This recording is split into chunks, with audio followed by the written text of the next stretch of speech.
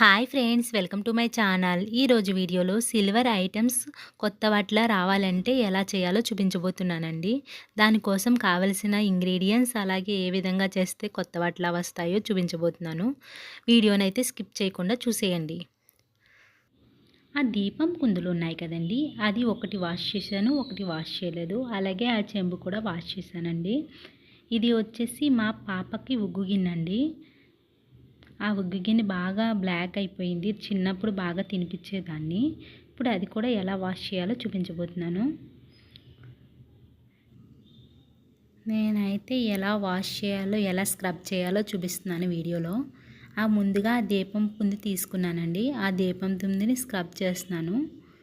చూస్తున్నారు కదా, ఈ లోపల నేను ఏం తీసుకున్నాను, దేంతో స్క్రబ్ చేస్తున్నానో కూడా ఎక్స్ప్లెయిన్ చేస్తాను. మనకి ఈ వెండి ఐటమ్స్ క్లీన్ చేసుకుంటానికి 3 ఇంగ్రీడియంట్స్ యూస్ చేసుకోవచ్చు.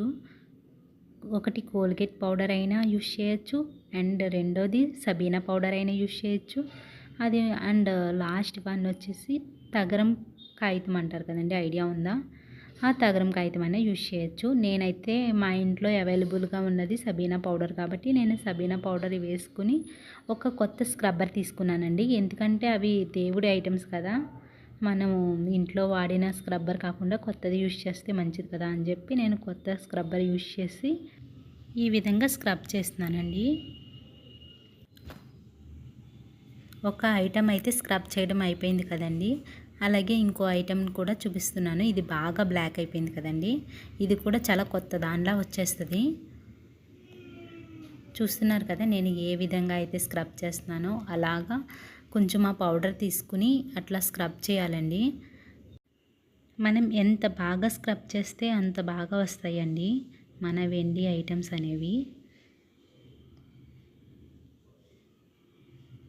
చూస్తున్నారు కదా, ప్రతి ఇంచు కూడా బాగా స్క్రబ్ చేసుకుంటేనే మనకి ఆ బ్లాక్నెస్ అనేది పోయి కొత్త వాటిలాగా వచ్చేస్తాయి.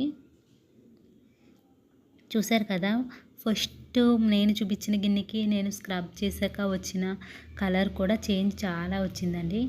ఇంకా అవ్వలేదండి, మనం సగంలోనే మనకి కలర్ చేంజ్ అనేది తెలిసిపోతుంది. చూసారు కదా, స్క్రబ్బింగ్ అయితే ఆల్మోస్ట్ అయిపోతుందండి. మీకు ముందుకి ఇప్పటికి చాలా డిఫరెన్స్ అనేది మీకు వీడియోలోనే చూసుంటారు. ఇంకా ఎలా వాష్ చేయాలో చూపిస్తాను. ముందుగా నేను వాష్ చేసినవి 2 పక్కన పెట్టేసుకొని రిమైనింగ్ అనేది నేను ఇక్కడే వాష్ చేస్తానండి. వాటర్ తీసుకొచ్చి వీడియోలో తెలుస్తుంది కదా క్లారిటీగా.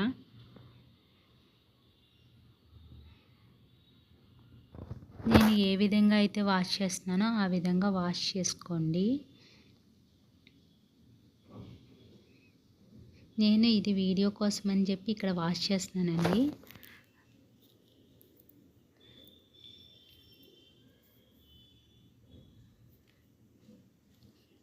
చూసారు కదా, ఫస్ట్ ఎంత బ్లాక్గా ఉందో ఆ గిన్నె, ఇప్పుడు చూసారు కదా ఎంత బాగా కొత్త దానిలాగా వచ్చిందో. బట్ దానికి చొట్టలు ఉన్నాయనుకోండి, అది ముందు పడింది కాబట్టి మనం ఏం చేయలేము. సో కలర్ అయితే చేంజ్ అయిందని చూపించడానికే నేను దగ్గరికి చూపించానండి. చూసారు కదా, దీపం కుందులు అవి చాలా కలర్ చేంజ్ వచ్చిందండి.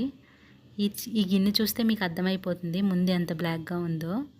ఆ గ్లాస్ కూడా అంతే బ్లాక్గా అయిపోయింది. నేను ముందే స్క్రబ్ చేసి పెట్టుకున్నానండి. అలాగే చెంబు కూడా బాగా స్క్రబ్ చేశాను.